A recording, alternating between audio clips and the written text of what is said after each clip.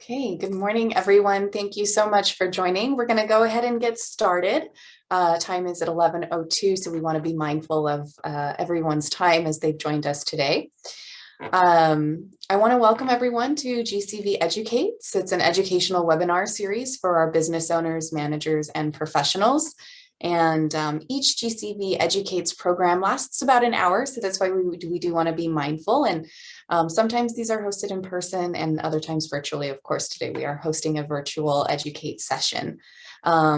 This presentation, I'm just letting you know, it is being recorded and it will be shared with all registered attendees afterwards. So before we get started, I just want to introduce myself. My name is Victoria Lort. I am a member of the Greater Coachella Valley Chamber of Commerce Regional Board of Directors.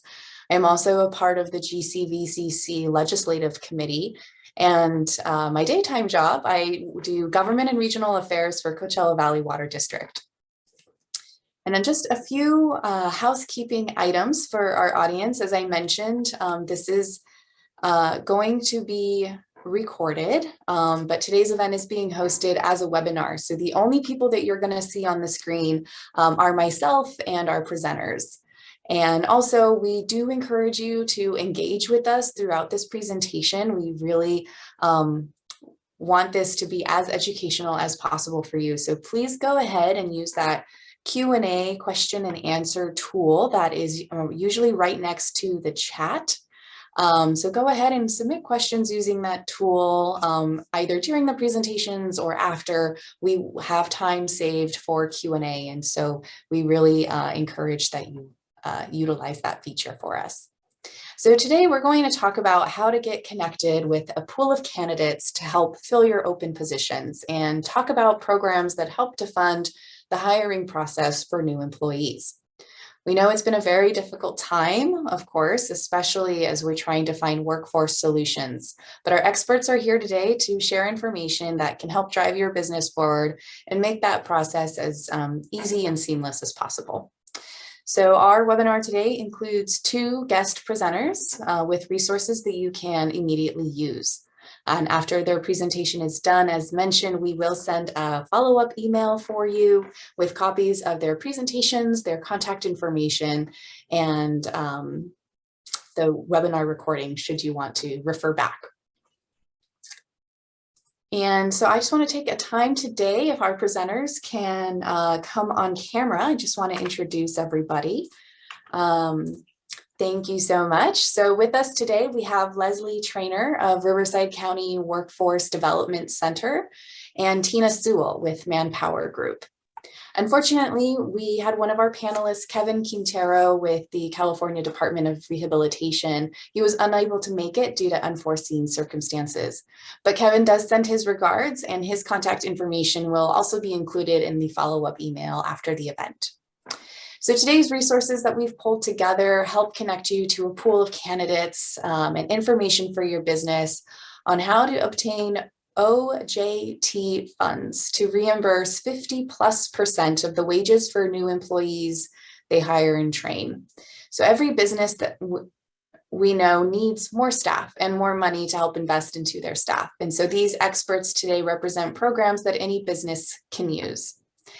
Leslie, Tina, welcome. Good morning. Good morning. Good morning. Thank you for having us. Great. So thank you so much for being here and taking time out of, I'm sure, both of your busy schedules and help us, reach out to our membership in the greater community at large, especially as we talk about workforce and staffing shortages. So with that, we will have our first guest speaker, Tina Sewell with Manpower, who will talk about temporary and permanent recruitment options for your open positions. Tina, all yours. Thank you so much, Victoria. Let me launch into the presentation here.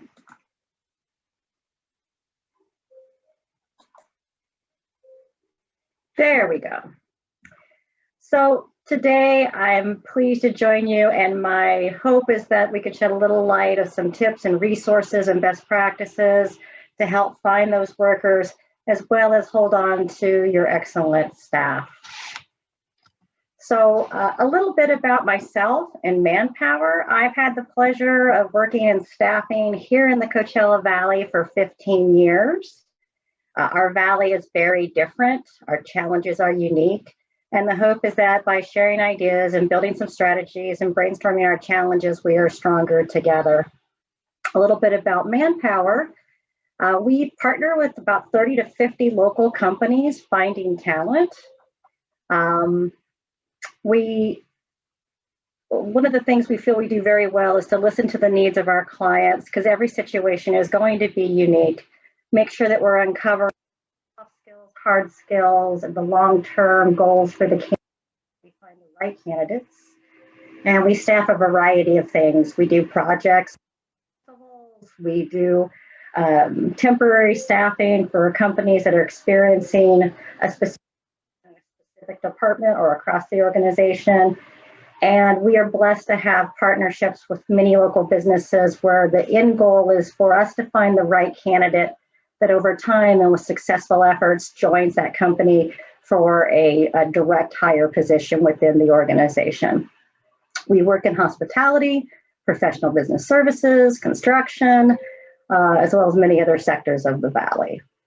And there's a lot of good agencies here in the Valley, and we're all a little different. So one of the things that we always are endeavoring to do is if I'm not the right resource and Manpower is not the right resource, we'll refer you to another local agency that will be able to help you with your needs.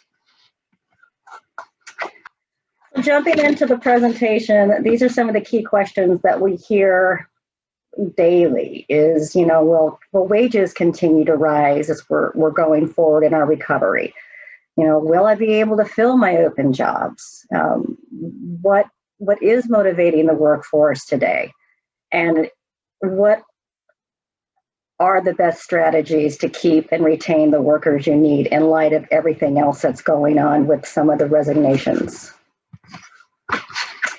So I get this question quite a bit. Will wages continue to rise? Yeah, we think they are. We've seen significant increases in all fields over the last couple of years. What we see happening in the marketplace is that demand is just outpacing our supply and our local workforce. There are major companies paying way above minimum wage to get their workforce in place. And we are consistently seeing that jobs that are at that minimum wage of $15, not only are they really hard to fill, but that the turnover in those areas is pretty significant. Will I be able to fill my open roles? Yes. There is absolutely great quality people here in the Coachella Valley that are looking for great careers and jobs and income.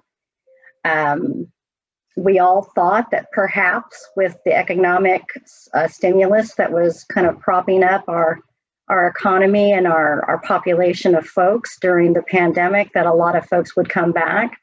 And then we're just not seeing that. There's been some very dynamic changes to the workforce with many people retiring or still afraid of COVID, or are in an area of work that was entry level and they're looking to upgrade and find a better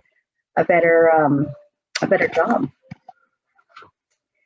So higher wages, since 2020, we have seen wages, particularly again in that entry level position, raise up towards $20 an hour to find and retain and attract the qualified workforce that we want to add to our teams. With the limited supply of quality workers, we continue to see this mismatch as the economic recovery continues.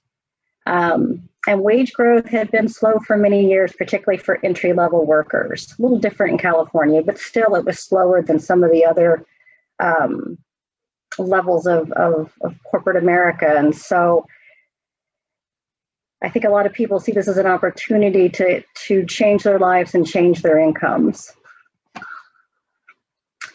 And higher wages aren't just what people are looking for anymore. For a lot of us, COVID changed our lives. Today's job candidates are seeking more than a check, and they have many, many options. 80% of U.S. workers, we found in a recent Manpower survey, are wanting to have options to work outside the office, or they're looking for flexible hours. Health and safety concerns continue to be at the forefront of all we do. The health and safety of workers the health and safety of workers in the workplace has a direct correlation to the health and safety of their family. And so job seekers are looking for a very safe work environment. And more people are looking for a work-life balance. In addition to wanting to have a nice career trajectory and a wonderful job, people found that their quality of life and that their family is sometimes more important, at least as important as what they do for a living.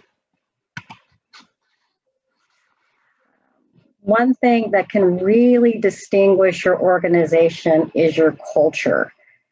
We've all heard the phrase, people don't leave jobs, they leave leaders, and that's becoming more critical from an organization. Our valley is an island, so to speak.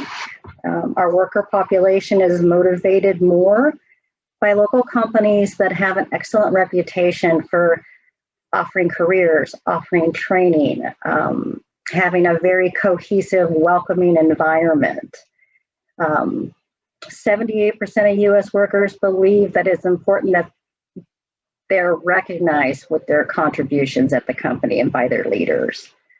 So we are seeing many companies, as they reshape their organization and their culture to build trust, retain their remote teams if you have that business hybrid, and energize their employee experience, are generating what they call an employee value proposition that can bring a sense of purpose and well-being, plus empathetic leaderships.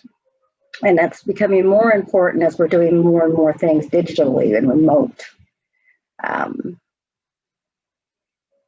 8 and 10 also say it's very important for them to work for leaders that they trust and follow, as well as in 7 and 10 want a personal meaning in their day-to-day work. So successful and thriving organizations will be those that create and invest in a culture of caring and employee health and well-being as a business priority. So a little bit of a strategy to attract and keep the workers that you need. The most straightforward is everybody loves money. So if you're taking care of those folks and making sure that your wages are in line with the trends in the marketplace, it goes a long ways to reducing your turnover. We estimate that it costs roughly 25% more to hire than retain your current staff. And when you lose those current staff, we all know that all those years of knowledge and energy and just professionalism it leaves a hole very much of the time. And with limited supply of qualified workers, we do expect that there's going to be a mismatch.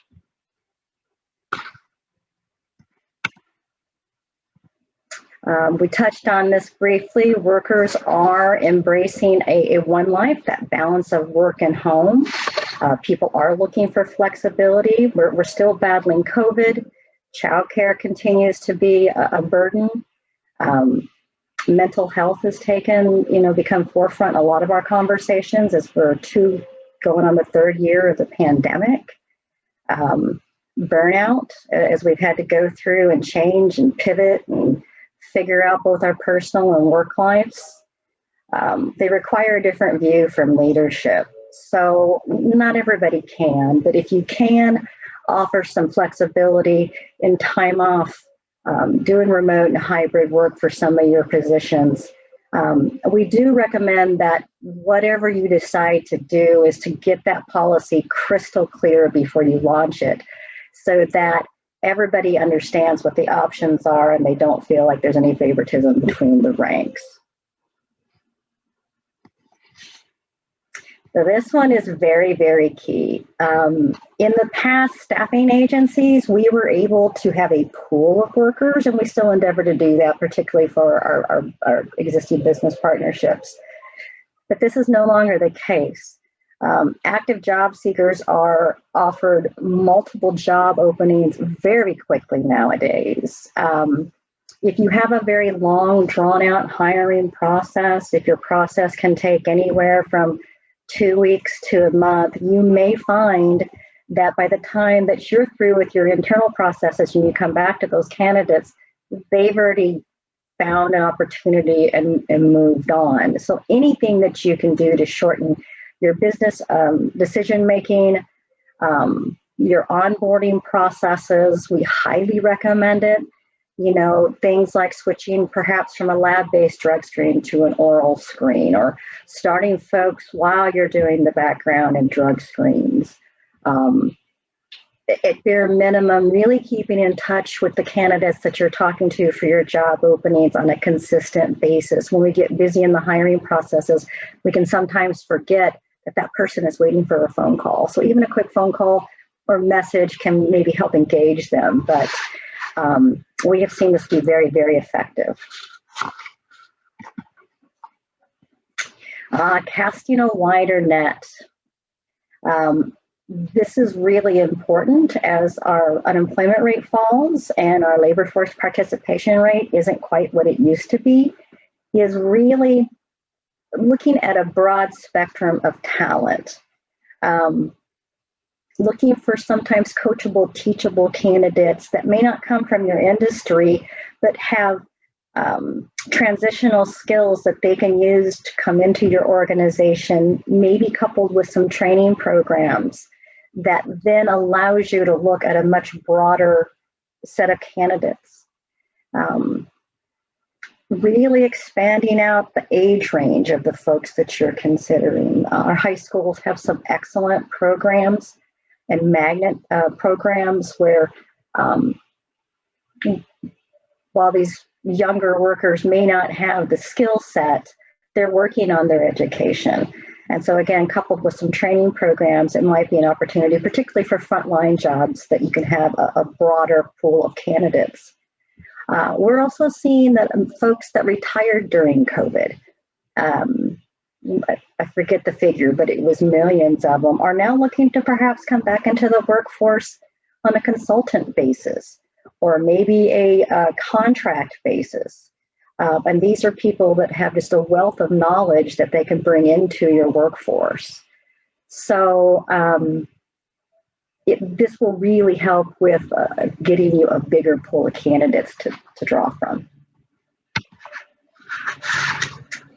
Lead with your safety protocols. So many of us have learned so much about working with COVID, and maybe you have vaccination programs, maybe you have testing and tracking tools, you know, you're cognizant of social distancing and masks. Share that. It is still very, very important to a great segment of the population, again, that workplace is very safe. And if you've already invested all the energy, effort, and funds into having this program, absolutely share it with your candidates as you're going through those screening and interviewing processes.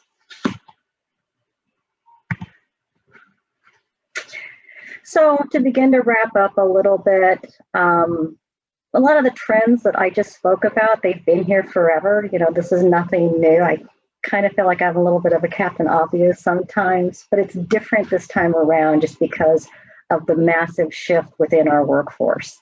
Labor markets are dynamic and they change for a lot of reasons. And we all know we've had a lot of change over the last few years. We think some of these anomalies are going to dissipate as we move forward, but of course, timing during COVID is not predictable. There has been some uneven recoveries as well. We know that there are some markets that have been able to get back folks and attract people in a very nice way and move forward. And then some of our businesses are still being challenged, particularly with some entry-level positions. So, you know, by being creative, we hope that maybe some of these tips can help you. And then again, if you can provide any sort of flexibility when working with the workforce, it will help differentiate your business and set you aside as one of the leaders in the community. Some very basic things that we have found important as we've done our staffing over the last couple decades is If you have any of these things that you can promote as you're going forth and looking for folks, good safe parking, are you near public transportation? If you're working with staffing providers and you're using contingent labor, definitely include those folks in your culture and your policies, and the nice things like pizza parties and celebrations. It will help evolve your contingent workforce. If you're using staffing agencies, remember we do direct hire placements. So if you have a critical position, I'm here to help. Other folks are here to help, that we can headhunt folks for you. Pay rates are going to be one of the key factors in your success, of course. And understanding that people like Amazon and In-N-Out and Costco and Walmart are around $18, $19 an hour just for these very entry-level positions. They have begun to really change the dynamic of our local workforce. I know that we have our workforce development folks here. You know, they can help you. I'm sure that Leslie's going to touch on this with some excellent programs and information on our local demographics and workforce solutions. Competition for talent. Take care of your folks. Listen to them. Be kind to them. I'm not saying that you got to tell them that everything is going to be okay. You can do whatever you want, but definitely take care of those overachievers and the ones that you definitely want to keep. And then the physical workspace, you know, the comfortable working conditions and clean and safe environments. Finally, some tips just from working with folks every day. It takes a lot of time, energy, and effort to hire someone. So we always recommend that you create a good, solid job description. Know what you're looking for. It's amazing, you know, as we start to ask questions sometimes, they're like, oh, you know, maybe we should look at things like that, our clients. Know your must-haves and your nice-to-haves. With the strict labor pool and the tight labor pool, there are going to be key elements, of course, that you're going to need as you go forth and hire folks. But it's nice to separate those two out. It'll open up your talent pools. Know what training you can provide to your staff and candidates. Openly share your culture, benefits, community project, career paths, other charities and things that you work with. All those things give value, and workers are craving that, to feel like they're giving back to both the community and their companies. And of course, you can call Manpower if you ever need some help. Sometimes, even if you're just looking for guidance and trends or things that we're talking about today, if you find this has value, my number is right here. And of course, we will share it. Please feel free to reach out. You know, we're a member of this community too, and we really are interested in making sure that we all make it through this successfully and that we retain our businesses here in the Valley. You do know, again, we can help you with temporary services, direct hire services. If you're finding someone that you would like to try for a while before you bring them on permanently, we can help you with all of that. So thank you very much. I really thank you for having me today. And so, Victoria, that wraps up my presentation. Wonderful. Thank you so much, Tina, for sharing, you know, such a great resource with us. And I think I liked at the beginning of your presentation too, how, you know, if Manpower is not a good fit, you have, you know, a network of, you know, similar agencies that you can kind of help direct people to. But I have questions of my own that I'm going to save for Q&A. But, you know, just a reminder to our participants today, go ahead and use that Q&A feature, and we will definitely, you know, have some time at the end. But I mean, you got my wheels turning, Tina, so thank you. I enjoyed your presentation. Thank you. And now to introduce you to some free funding resources and other creative ways to staff your open positions is Leslie Trainor with Riverside County Workforce Development Center. So Leslie, take it away. Oh, you are muted, Leslie. Well, that's not off to a very good start now, is it? I was saying good morning and thank you again for having me today. And my apologies, I joined the meeting late. So would you like me to share my screen in my presentation? Yes, please go ahead and yeah, feel free to share screen. You should have. Okay. Great. We can see. Yes, we see it. Okay, fantastic. Well, for just a little bit of context for those of you who are not aware, today is the county's point in time count, and that is where we are all boots on the ground out in the communities, counting homeless individuals so that we can provide services and help get them off the streets and get them services they need. I'm actually in a sheriff's station in Cabazon, and it was snowing on us earlier in Calamasa. So just it has been an interesting day. So I'm very glad to be here. As introduced, my name is Leslie Trainor, and I work for the County of Riverside Workforce Development, where I serve as the Deputy Director. And I'm hoping to tell you all a little bit about who we are and the services we provide. We have this sort of saying that we're the best kept secret, and we don't want to be. And so we're really trying to get out there and share information about the great programs and services that, as Victoria mentioned, they're free. We get federal funds that allow us to provide these services that I'm about to tell you about without any cost to county residents and businesses. So to give you an idea of the big picture of what we do, this is our philosophy. This is the best way I could figure out how to visualize our philosophy, and that is that workforce development is really about the upkeep of the workforce ecosystem. And we see that there are two primary factors in the county's workforce ecosystem. There's the labor, the workers, and then there are the employers. And those two factors are interdependent. We have to have both in good shape in order to have a well-functioning ecosystem. So we need our workforce, we need our workers to be skilled and prepared, and we need our employers to be strong and resilient so that they have those good jobs available to those workers.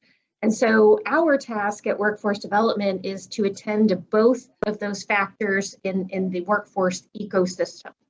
And that little green blob, and I have the artistic skills of like a fifth grader, and that translates even when I do stuff on the computer, so please forgive.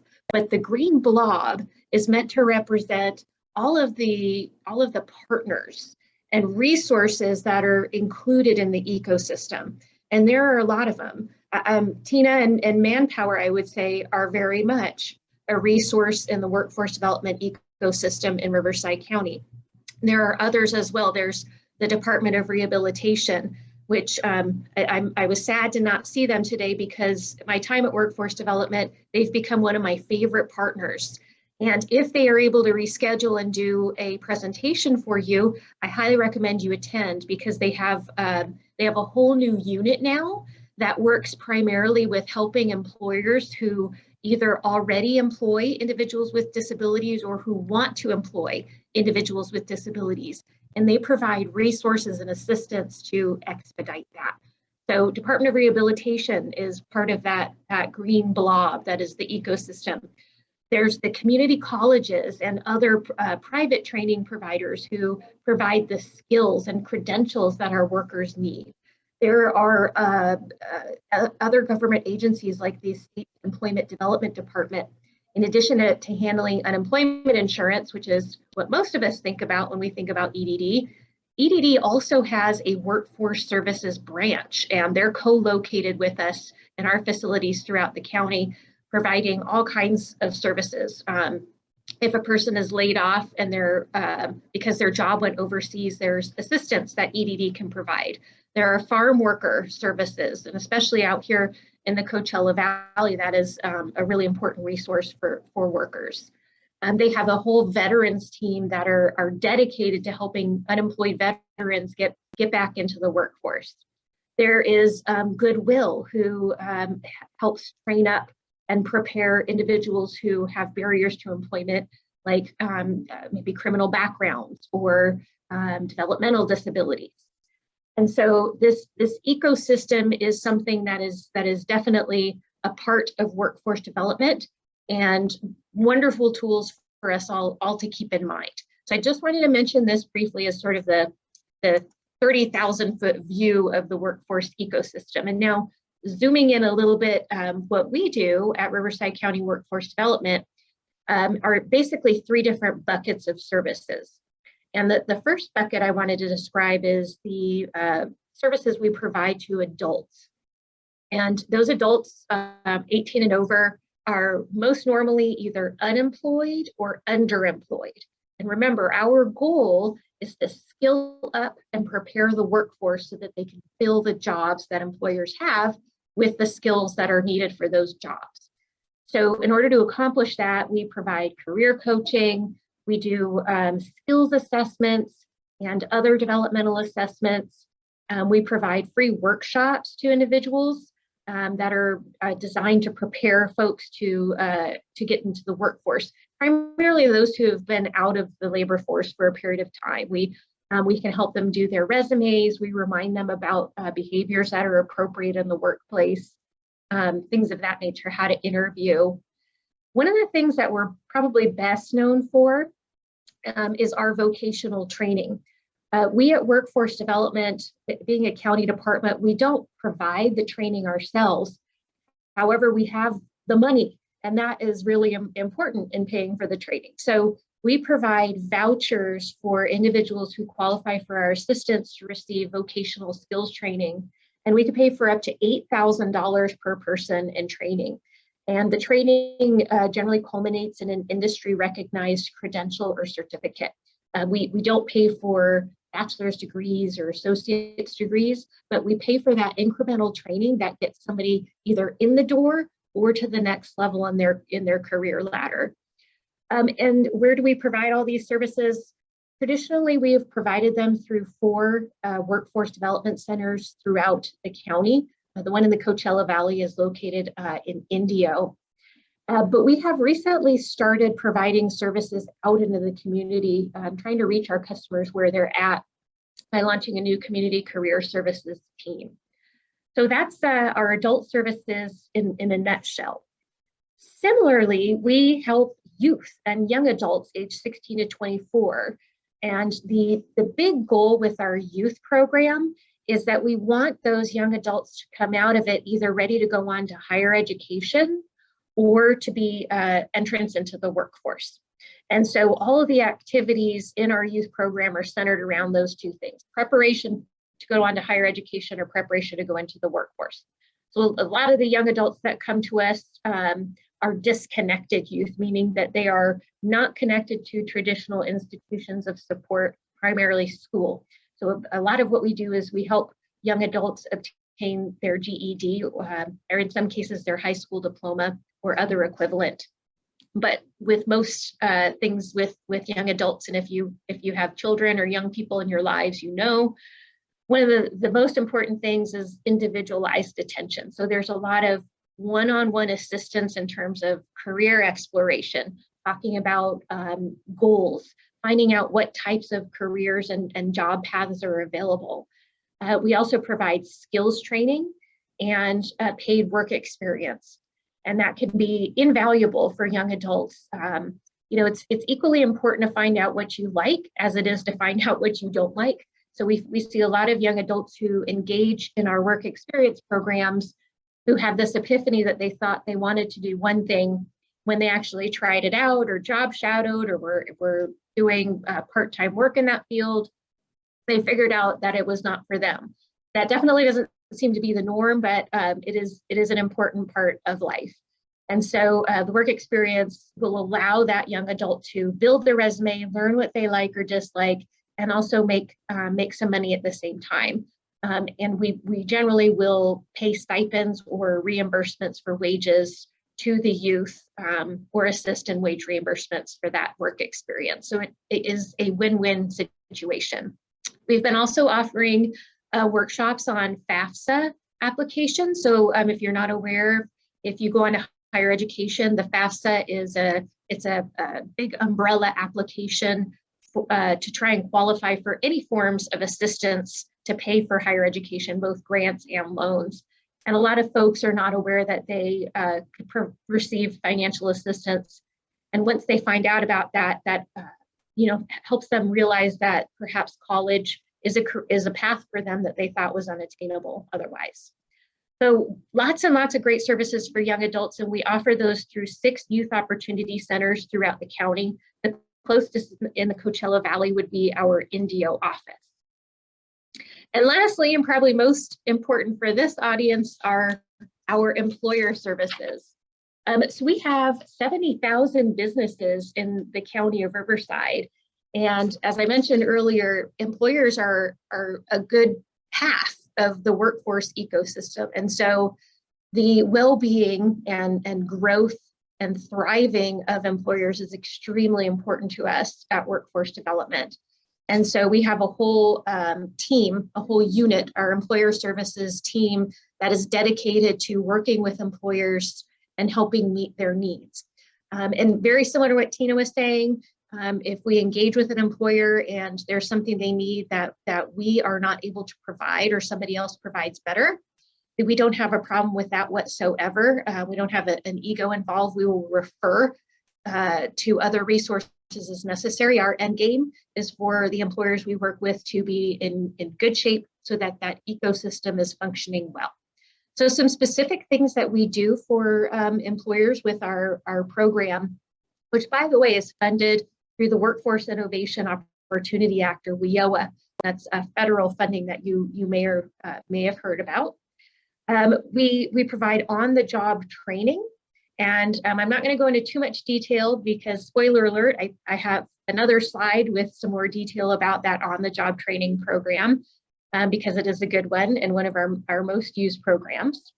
But in addition, we also help with recruitments and job fairs. A lot of what Tina was mentioning, we are absolutely finding to be true as well, which is it is very difficult to fill certain positions, not all positions, but some positions are taking longer than others. What we've seen is that those positions that take longer tend to be more entry level, and in some cases specific to certain industries. Like for example, the restaurant and hospitality industry seems to be suffering a little bit more in that area. The manufacturing industry does as well. Although manufacturing, I probably had some branding issues that we as a workforce community had been working on even before COVID, but COVID certainly wasn't very helpful. So for recruitments, I just mentioned we help the 1 million people who are part of Riverside County's labor force. So we have a decent database of individuals who are looking for a job. And one of the things that we really like to do is connect people who are looking for a job with employers who have a job and are looking for people. And so we will help employers with recruitments in whatever way we can. And oftentimes we will provide information about openings to our database of job seekers.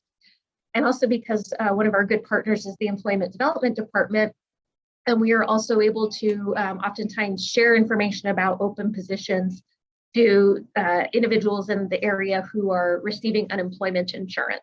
Because our mutual goal with EDD is to get folks off of unemployment insurance and gainfully reemployed. Job fairs, we do a lot of those. We offer them in person. A lot of employers like to use our facilities. Indio is a great example. It's a huge facility. There are conference rooms. And we've had job fairs there. We have had employers during COVID who will utilize a fairly large room and just do 1 or 2 interviews, but it gives them plenty of space for social distancing, and it's free, a free place to use. In COVID, we've gotten creative. We have had a few drive-by job fairs in our parking lots that were amazingly well attended. I was shocked at how, I think this is the US, and if you tell somebody, hey, we're going to do something drive-by fashion, they're up for it. But the drive-by job fairs went well. And we've also invested in online job fair platform and have been doing a lot of virtual job fairs. And the pandemic has really made us come a long way in terms of technology and the things we can do in a virtual job fair platform. So the job fairs are also something that we offer to our employer partners for free. If they're, if you have a lot of openings that are coming up, or if you and some other employers in a similar sector want to pool together and have a job fair, we are more than happy to help you out with that job fair. And we invite you to use our job fair platform with us remotely, or talk to us about using one of our facilities. We're real happy to do that. Applicant screening. So for those positions where you're just getting so many applications, it's difficult to sort through them. We're happy to help screen applicants and make sure that we whittle down to the most qualified and send those candidates to you for the next steps. Online job board, I'm not going to talk much about because I have another slide to go into a little more detail. And lastly, we have lots of information that we can share with you. I'll mention again, we are good partners with the state's Employment Development Department. So you as employers probably are keenly aware that you give a lot of information to EDD. You give them a lot of money too when you set aside your taxes, but they take a lot of information as well. And that information is used in a variety of ways to inform a lot of people, public databases on labor market activity.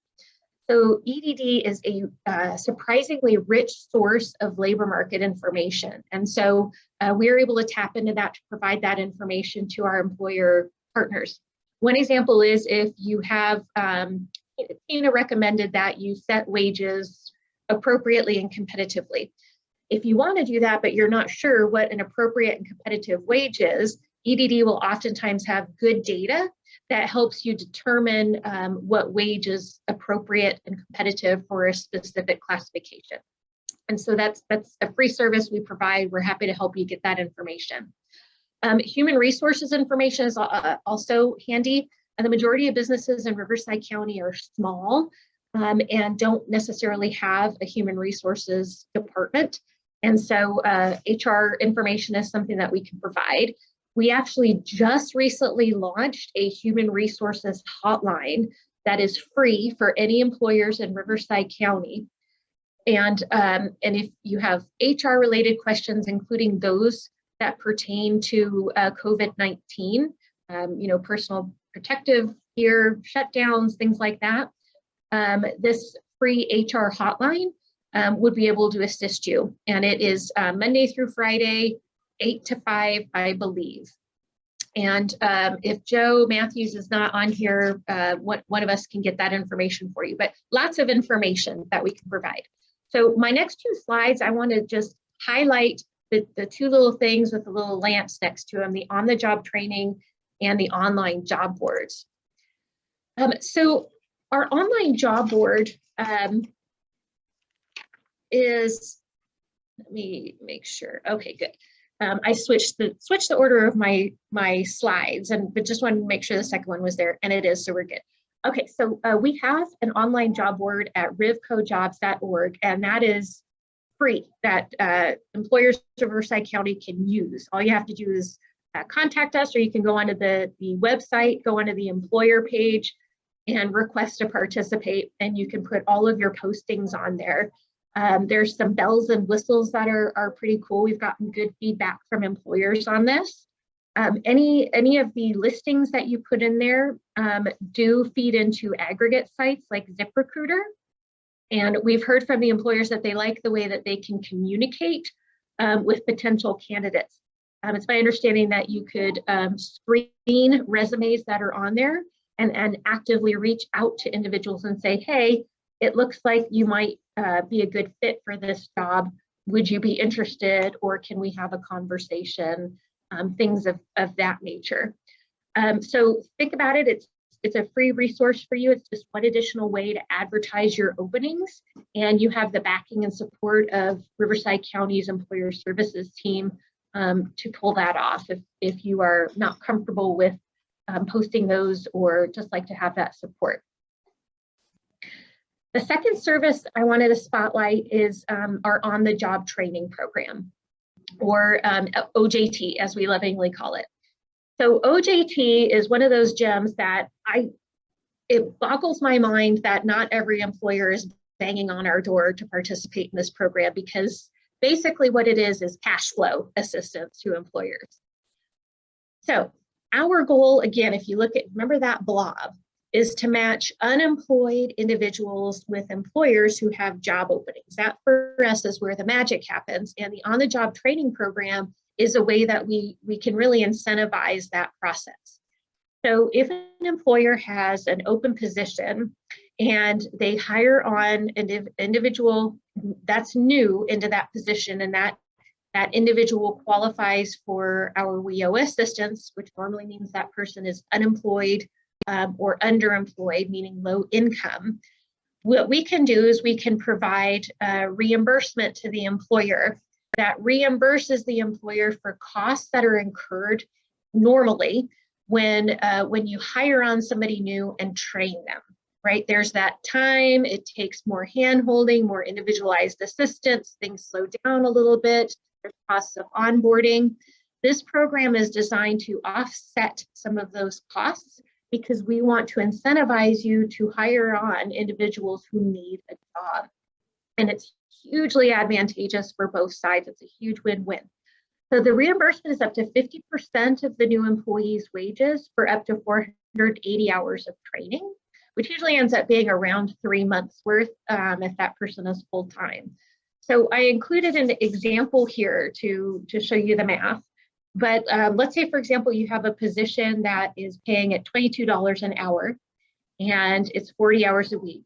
Under the on-the-job training program, the new individual is hired after qualifying with an employer services team member to make sure they qualify for the program. And then the person starts, they show up at work like a new person normally would. The employer trains them as the employer deems fit in their own facility on the job site. And the 3 months elapsed. And after 40 hours a week at $22 an hour over 480 hours, we would reimburse half of that total wage expense. So that means we'd be cutting a check to the employer for $5,280.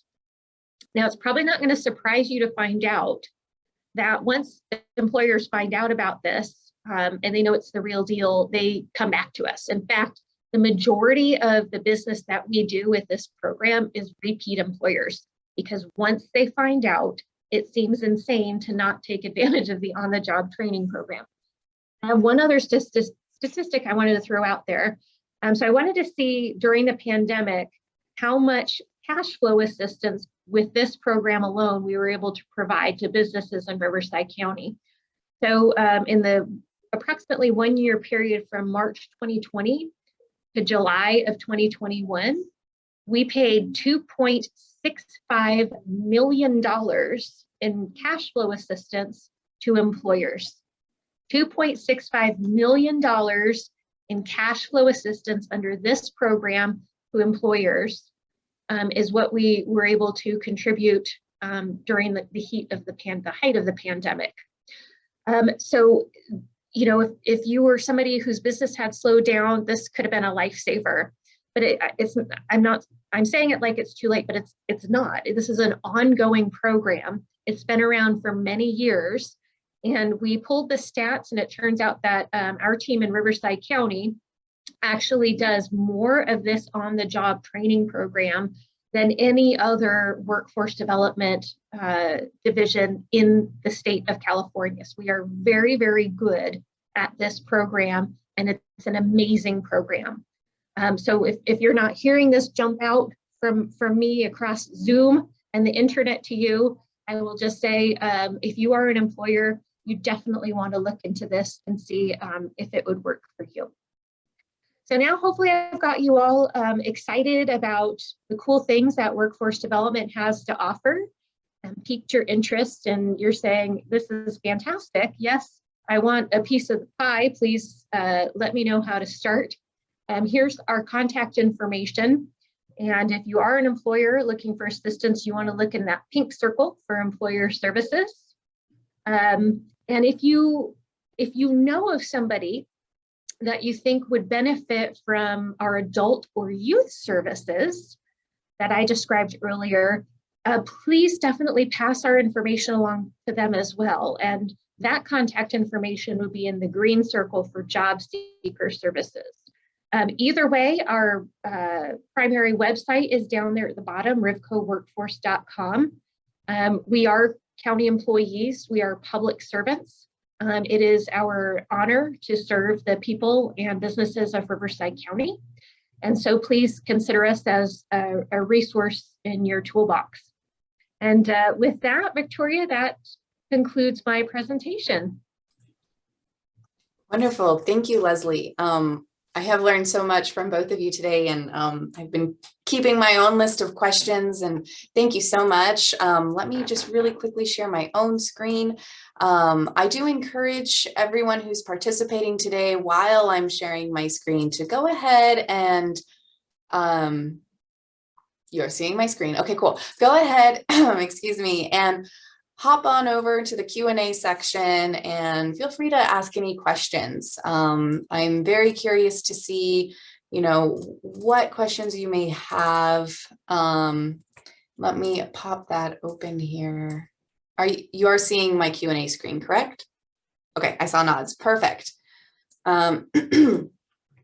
So while we are getting that, I have a couple of questions, and hopefully some of our participants do as well. We have a few minutes. So Tina, I had one for you, and as Manpower works, because I'm not as familiar. Oh, they're all coming in. Okay, cool. First one is from Carmen Contreras. Can you do a consult to review a business owner's particular situation and any further questions or inquiries they may have? Was that for me? I think that one is to either of you. Absolutely. Yeah, we're here to support the community in any way that we need to.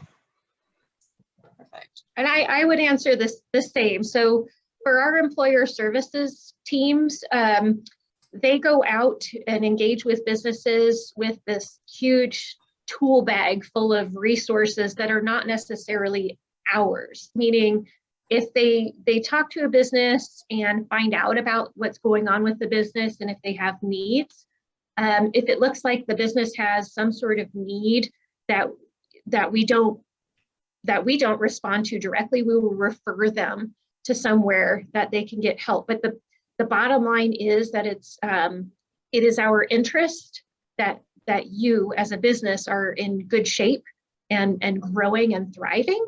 So yes, the answer is yes. If there is a consultation, it is our pleasure to assist in whatever way we can. Perfect. That's great.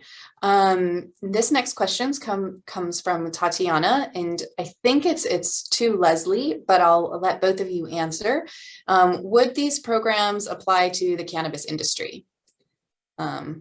So Leslie, I know since you said some of them were federally funded, how does that work? Yeah, so okay.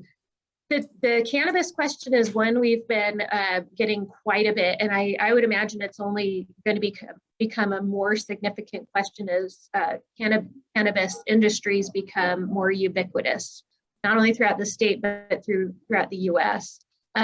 So to answer your question, the primary funding source that we have at Workforce Development is federal. It's from the Department of Labor. It's the Workforce Innovation Opportunity Act. And because it's federal funding, we are unfortunately right now not able to apply any of our program resources towards the cannabis industry.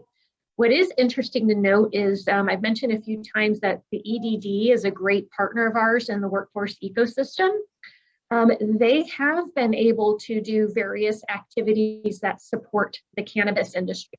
So we have been able to refer a few different cannabis businesses that have come to us for assistance. We've been able to refer them to the EDD for support as well. So if you do have a need, you can still contact us. And if there's something that we are not able to assist with because of the nature of the industry, if it sounds like something that EDD could assist with, we will make that connection and introduction. Awesome. Perfect. And I'm assuming our participants, our panelists, they can reach out to you directly, Leslie, for Tatiana, and that you can kind of help put those two resources together. Yeah, so Tatiana, you're welcome to reach out either to the email address that I had put up there, which is employerservices@rivco.org. That goes to a dedicated email for our employer services team. So employerservices@rivco.org. or you could email me directly as well. And can I put my email in the chat, Victoria? Is that enabled? Yeah, feel free, Okay. both you and Tina. As mentioned, we will be sending this out, the recording, as well as both presentations, slides, and any other materials that both Leslie and Tina, any handouts or anything like that, that they would like to include. Vanessa from the chamber will be sending that email out. So really quickly, Tina, I had a question because I'm not as familiar with how Manpower works. Do you I'm assuming you also have a database perhaps of people who are job searching. And would you say currently, at least locally, that's more full-time job seekers, part-time job seekers, and I assume it's all varying skill levels, or do you think you have more entry-level individuals right now? That is a wonderful question. Thank you for asking. We have a very deep candidate base. It is very vibrant. It's evolving and changing all the time.